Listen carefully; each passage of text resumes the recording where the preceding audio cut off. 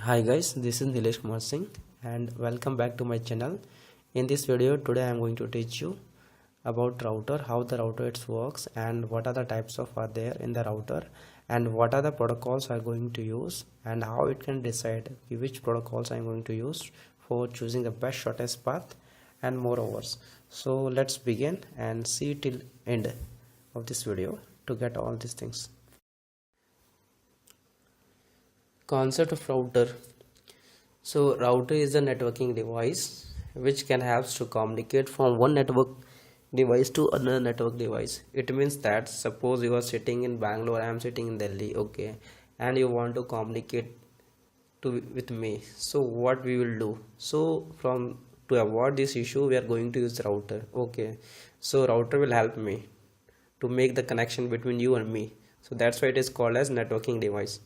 Second thing is what router is working on layer 3, okay, on the OSI model. So it is called as layer 3 device, and in layer 3 it specially deals with the IP address.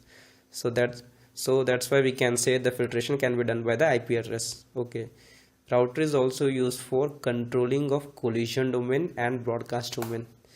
It means that suppose you have a company, and your company 6 members are there and they want to communicate with others at the same time with the help of router. So what happens, the chances of collision will be more if you communicate at same instant time. So to avoid this collision, we are going to use routers. Router will help to control all the collision and broadcast domain at the same time. Okay, so it is also responsible, router is also responsible for deciding the best path in its routing table. Okay, it means that the router has 3 to 4 dynamically protocols are there, like RIP, OSPF, EIGRPF are there.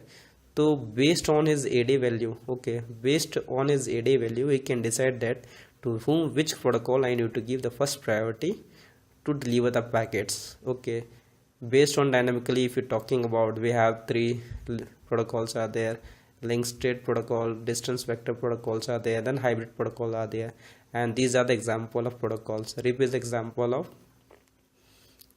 distance vector protocol, OSPF is example of link state protocol, and EIGRPF is the example of hybrid protocols. So there are different algorithms are there in 3 dynamically.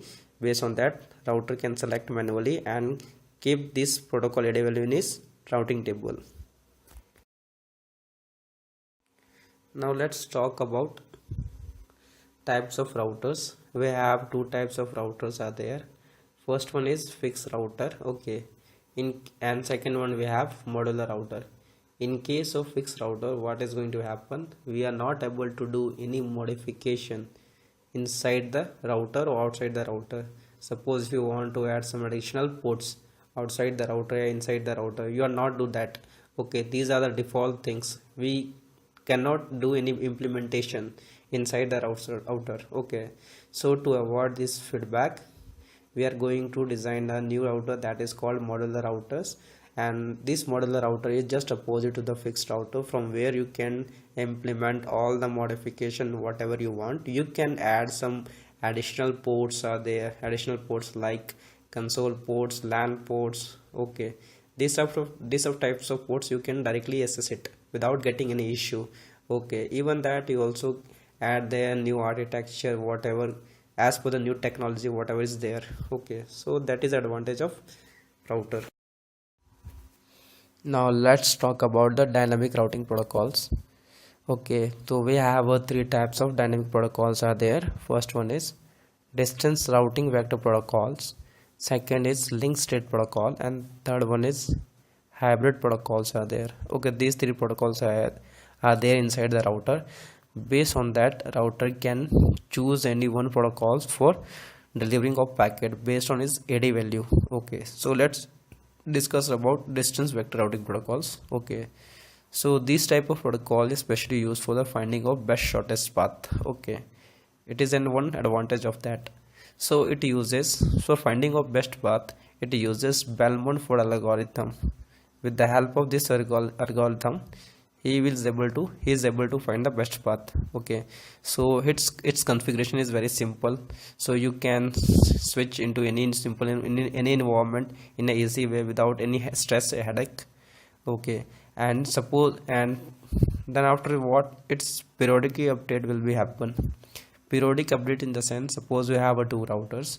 Okay, if any new information will be updated in a second router and you want those information, those updates, so it should be synchronized in every second, not every second, it's there are some limits are there, 2 or 3 minutes, after 2-3 minutes it will take the updates to the second router. So that's why it is called periodic updates. Then after, the update should be done, okay, whatever the updates there, all the updates should be done by the broadcasting. Okay, through the help of broadcasting all it will happen. So it is a distance vectoring routing protocol, so it is also called as a class full protocol, because classful protocol, that's called because while it's doing the broadcasting, yeah, updates, it does not carry the subnet mask, so it is called as a classless routing protocol. Let's talk about link state protocol. So link state protocol is a part of dynamically protocols, okay, routing dynamically protocols.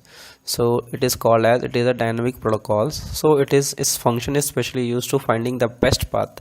Okay, so the best path should be found by the SPF algorithm. SPF stands for short path first. Okay, and sometimes this SPF is also called as Dijkstra algorithm. Nowadays Dijkstra algorithm is more famous as compared to SPF, the name of SPF. Okay, sometimes it also called as, it is a classless routing protocols. Okay, because it's carry the subnet mask while doing updates. Okay, in classless routing protocols what is happening, we can use only that much IP address which is needed. Okay, we are not going to waste any IP address. But in case of distance vector protocols, okay, that is called classful protocols, it's only the wastage of IP. Okay, so to avoid these things we are going to use the classless routing protocols. Okay, then all the updates should be done by the multicasting. Okay, but the difference is what, key while doing the updates, the router can updates only those information, those database or those information, can say, which you needed. It is not going to share all the informations. Okay, though that should be encrypted, and that should be what make more privacy and more secure as compared to distance routing protocols. Okay, and the example of link state protocol is OSPF. Okay, is the OSPF. Now let's talk about hybrid routing protocols. So hybrid routing protocol is also be the part of a dynamically protocol. So it is also called as a finding of best shortest path on its routing tables. So finding of shortest path, it also have some algorithm. Based on his algorithm is going to find it. So in this it uses dual diffusion upgrade algorithm. Sometimes we call dual diffusion algorithm. So this algorithm it is uses to finding the best shortest path. The third thing is what, it is a classless routing protocols. So while it's updating his information and sharing his information to some other routers, it uses subnet mask. Okay, and it use only that much IP address, whatever that much he needed, not be too much. So it's the chances of wastage should be less. Then whatever the increment support is happen, it means only essential information, means router can share only essential information, not to be more than that. Okay, then after it is very easy to configure in any environment, and there is no any stress and headaches are there as usual link state protocol. Then all the updates should be done by the multicasting address, so it is very easy to handle it. Then we have example EIGRP protocols, it means enhanced interior gateway routing protocols. So these all three are difference between all three dynamic protocols. Now let us talk about TRIP, that is called routing information protocols. Okay, it is an dynamic protocol. So, and it is an example of distance vectoring routing protocol. We already studied about that. Okay, so this RIP is the open standard protocol, so every vendor can use it. Okay, there is no any limitations, and limitations are there, so that's why it is open standard. Okay, it is a classful routing protocols. So the thing is, what while it updating, it does not carry any subnet mask. That's why it is a classful routing protocol. And the maximum number of hop count is 15, which means that we can connect total number of 16 routers. Okay, while we are configuring, and it is very easy to configure. The administrative distance of a RIP is 110. Okay, it has two versions, RIP version 1, RIP version 2. Why it is introducing RIP version 2? Because there is a feedback in the RIP version 1, because it is a classful routing protocol, so it's only the wastage of IP. Suppose we need 60 IP, or we are receiving 600 IP, so it's only wastage of 40 IP. To avoid this, they are introducing a RIP version 2, which is called as classless routing protocol. So it's overcome with the problem of RIP version 1. Okay, then all the updates should be done by the broadcast address. The audience see that even that I already pinged there one link. From there you can get it the direct video on YouTube. I already made all this video on these protocols. If you want, you can go, you can type this link, and from there you will get it directly link. So let us talk about enhanced interior gateway routing protocols. It means that EIGRP protocols. This is an example of link state protocol, and it is also a part of dynamically protocols. Okay, so in a hybrid state protocol, we are going to use a dual diffusion algorithm for finding the best shortest path. Okay, and it is also called as a classless routing protocols. It means it carries subnet mask while it's update with the update exchange with the information with the other routers. So the maximum number of hop count is 255, which means that the total router is 256. Okay, and there is some feedback in the EIGRPF. It is not an open standard protocol. Okay, so all the vendors cannot able to use it. Only the Cisco vendor. Okay, only the Cisco vendor is able to use this. That's why it is called as a Cisco proprietary. Okay, and whatever the updates and for is sharing and exchanging of information, all should be done by the multicasting address. Okay, and then after it is an autonomous system principle.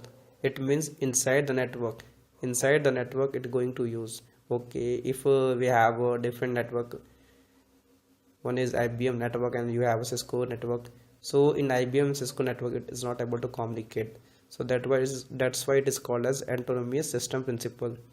Even there the administrator value is 90, which is lower as compared to the RIP, and I already mentioned their links. If you want, you can type there this link. From there you will get the video based on EIGRPF. I already made it lot of videos based on these protocols. You can search in YouTube. I already made my channels. From there you will get the direct access. You can search my channel, Dr. Engineer Nilesh Kumar Singh. You will get it. Now let us talk about OSPF. OSPF is stand for Open Short Path First. It is an dynamically protocol, and it is an example of link state protocols. So we already heard about that link state protocol. It is a open standard protocol, so everyone can use it, and it uses Dijkstra algorithm. Okay, with the help of Dijkstra algorithm, it can using to finding the best shortest path, and it is a classless routing protocol, and the maximum number of hop count is unlimited, and it is unlimited means in unlimited router you can use it. So this is the advantage of OSPF instead of EIGRPF and RIP. Okay, and all the updates should be done by the multicasting address, and the administrator value distance is 110, means 110. Okay, and it is an open standard protocol. I already discussed about that. But in OSPF, the concept of OSPF is that you need to assign an area that is called area 0. So this is a concept of area 0 in OSPF. If you want related to more videos on OSPF, just search my channel Engineer Nilesh Kumar Singh on YouTube. You will get it all these things. I already uploaded. I already made it based on protocols. So search it, you will get it.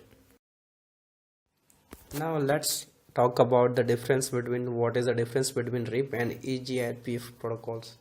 So see, RIP is the open standard protocol, but eGRPF is not an open standard protocol. It is specially defined for Cisco proprietary protocols. So only Cisco vendor can use these protocols, and other vendors will not use. Suppose we have IBM vendors and someone is Microsoft vendor, so both the vendors will not able to use these protocols eGRPF. Okay. The second thing is what it is dynamically protocols, and EIGF is also a part of a dynamically protocols. Okay, these all are come under into dynamically protocols. Okay, so RIP is a classful routing protocol, so it does not support subnet mask, while EIGRPF is a classless protocol. It can support subnet mask. The maximum number of hop count is 15 in RIP, and the maximum number of hop count in EIGRPF is 255. AD value is 120 in RIP, and AD value is 90 in EIGRPF. Okay, distance and RIP is an example of distance vector protocols, and EIGRPF is an example of hybrid protocols. So in RIP, it uses Bellman-Ford algorithm for finding the best shortest path, and dual diffusion protocol is used, algorithm used to finding the best shortest path in EIGRPF, and both the updates should be done by the multicasting. So this is the difference between them. Thanks for watching this video. If you like this video, please subscribe my channel and like it. Thank you.